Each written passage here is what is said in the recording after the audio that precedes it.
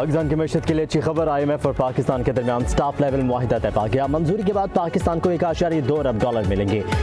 EFF के तहत $1 अरब मिलेंगे। RSF के तहत $20 करोड़ मौसूल होंगे।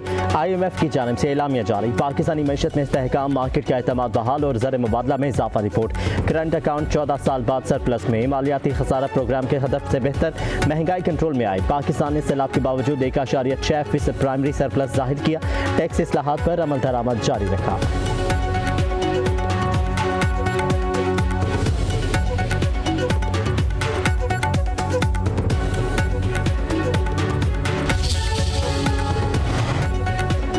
वज़ीर ख़ज़ाना मोहम्मद औरंगज़ेब की वर्ल्ड बैंक फोरम में शिरकत। इजलास में पाकिस्तान की ज़रूरी इस्लाहात और मौसमियाती इस्तेहकाम पर जोर। कहा कि हुकूमत पायदार ज़राअत के फ़रोग़ के लिए इक़दामात कर रही है। पाकिस्तान वर्ल्ड बैंक के साथ कार्बन अखराज में कमी और मौसमियाती इस्तेहकाम के लिए सरगर्म है। मोहम्मद औरंगज़ेब ने आलमी फोरम पर पाकिस्तान के इक़्तिसादी इस्तेहकाम और इस्लाहाती इक़दामात को भी बयान किया।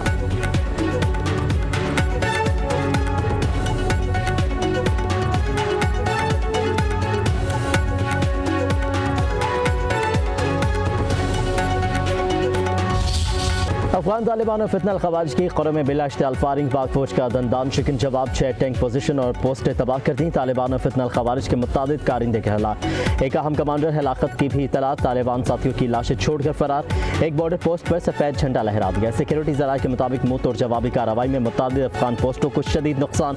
आग भड़क उठी। तुर्कमान जई टॉप पर टैंक पोजीशन शमशाद तबाह। नारगढ़सर पोस्ट पर खड़े टैंक और अमला भी नेस्तो नाबूद। पॉलिसिन पोस्ट की मद मुकाबिल खारजी मलिक नईम ट्रेनिंग कैंप भी मुकम्मल तबाह कर दिया।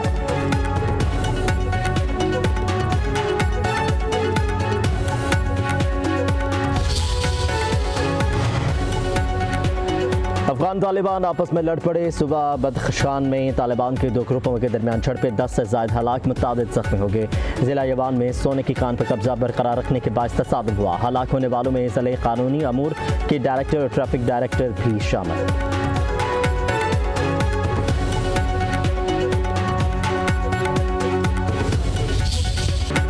पाकिस्तान तहरीक इंसाफ ने पेशावर हाई कोर्ट के फैसले को इंसाफ की फतह करार दे दिया। असद कैसर का कहना है 26वीं तरमीम के बाद ऐसा फैसला जुर्रतमंदाना है। खैबर पख्तूनख्वा तहरीक इंसाफ का है और रहेगा। जुनैद अकबर बोले, सियासी जमातों से उम्मीद रखते हैं कि आइंदा किसी भी गैर आईनी काम का हिस्सा नहीं बनेंगे।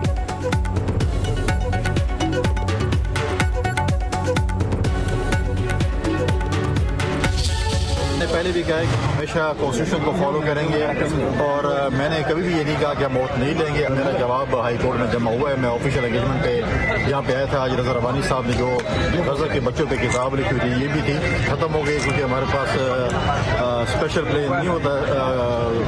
गवर्नर के पास उन्होंने रिक्वेस्ट की CM सिंह को दे और हम जाएंगे और जो भी आइन हमें इजाज़त देगी उसको फॉलो करेंगे।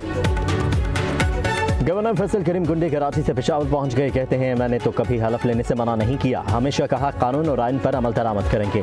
अपना आइनी फर्ज अदा करूंगा। उधर गवर्नर खैबर पख्तूनख्वा को स्पीकर खैबर पख्तूनख्वा असम्बली ने पेशावर हाई कोर्ट के फैसले की रोशनी में मरासला भी अरसाल कर दिया। कहा गया, अदालत ने वाज़ेह हिदायत दी है कि गवर्नर आइन के मुताबिक नौमंतखब वज़ीर-ए-आला से बिला ताख़ीर हलफ लेने के पाबंद है। हम सब का मकसद यही है कि अवामी मैंडेट का एहतराम और आइन की बालादस्ती हर हाल में कायम रहे।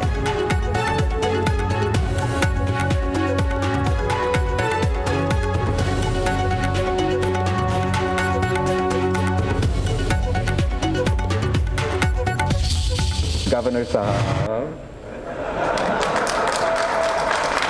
आपको मेरे ख्याल में पख्तूनख्वा पहुंचना चाहिए। चीफ मिनिस्टर सिंध साहब से रिक्वेस्ट करता हूं कि आप अपना जहाज गवर्नर साहब को दे दें ताकि गवर्नर साहब जो है वो पख्तूनख्वा पहुंच के आइन और कानून के मुताबिक अपना जिम्मेदारी पूरा करेगा।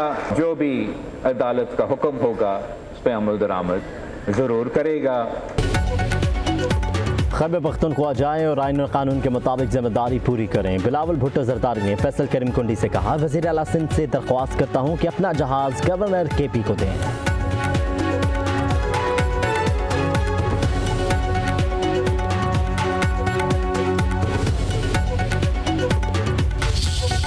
दिया जाए। सीज फायर डिक्लेयर किया गया है इजिप्ट में। इस सीज फायर पे दस्तखत भी किया गया। तारीख में हमने देखा है कि अगर किसी ममालिक ने तारीख का सबसे ज़्यादा सीज फायर्स तोड़े हैं तो वो भी ये ज़ायनिस्ट रेजीम रहा है। तो इसलिए जबकि हम इस सीज़ फायर को वेलकम करते हैं, ये ज़ायनिस्ट रेजीम रहा है। तो इसलिए जबकि हम इस सीज़ फायर को वेलकम करते हैं।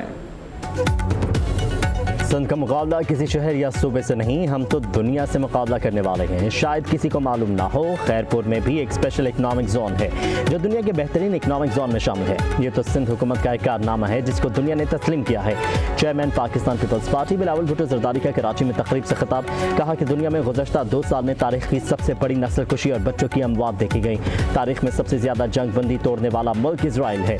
बेचैनी, डर, खतरा और खौफ है कि इस बार भी धोखा ना हो जाए। उम्मीद रखते हैं गजा में सीज़ फायर जारी रहेगा।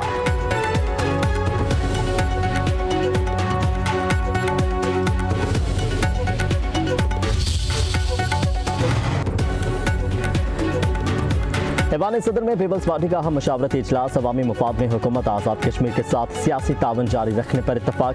सदर आसिफ अली जरदारी की ज़ेर सदारत 3 घंटे तवील इजलास, पार्टी हिकमत अमली, तंजीमी अमूर और सियासी फैसलों पर गौर किया गया।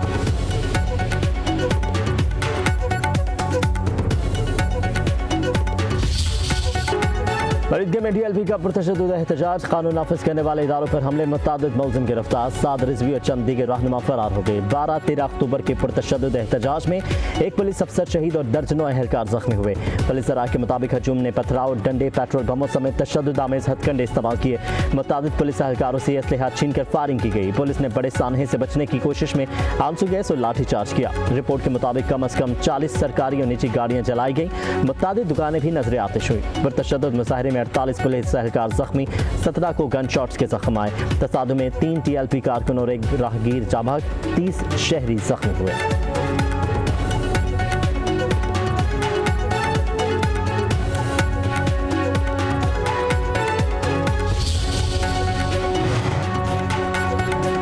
कानून नाफिज करने वाले इदारों ने TLP के सरबराह साद रिजवी और उनके भाई अनस रिजवी का पता लगा लिया। पुलिस ज़राए के मुताबिक कहा गया है कि दोनों खुद को पुलिस के हवाले कर दें। ऐसा ना हुआ तो दोनों भाइयों को जल्द गिरफ्तार कर लिया जाएगा। शरपसंद अनासिर के खिलाफ सर्च ऑपरेशन और कार्रवाइयाँ जारी हैं।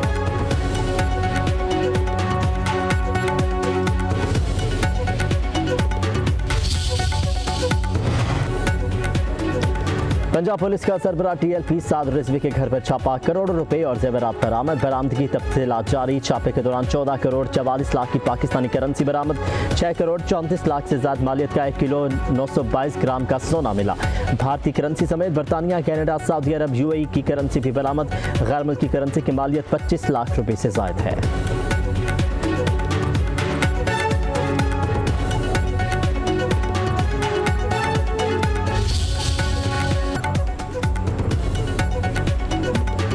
GT रोड मरीज के ट्रैफिक के लिए बहाल, मुकम्मल क्लियरेंस जारी कर दी गई। लाहौर के दाखिले और खारजी रास्ते भी खुल गए। मोटरवे M2 और 3 पर भी ट्रैफिक बहाल। लाहौर में मेट्रो बस और ट्रेन सर्विस भी चल पड़ी।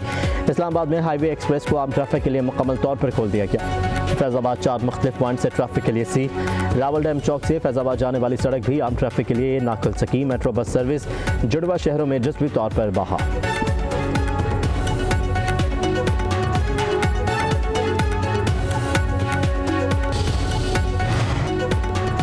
सोने की कीमत में एक बार फिर बड़ा इजाफा। फी तोला कीमत मजीद 6,900 रुपये बढ़ गई। नई कीमत 4,35,100 रुपये तक जा पहुंची। 10 ग्राम सोने की कीमत 5,916 रुपये इजाफे से 3,73,028 रुपये। आलमी बाजार में फी औंस सोना $69 महंगा हो गया।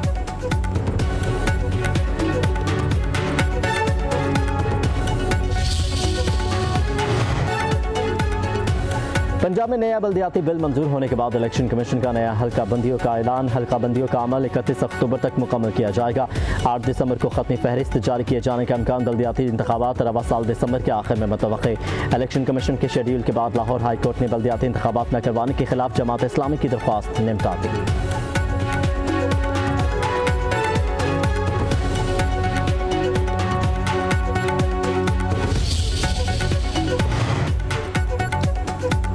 मुल्क में इंटरनेट सर्विस सुस्त रवि का शिकार। सार्फिन को मोबाइल डेटा पर सोशल मीडिया ऐप्स तक रसाई में मुश्किलात। PTCL के मुताबिक इंटरनेट मजीद सुस्त रवि और तातुल का शिकार हो सकता है। समुद्री केबल में नस्ब रैप्टर की मुरम्मत का काम जारी है।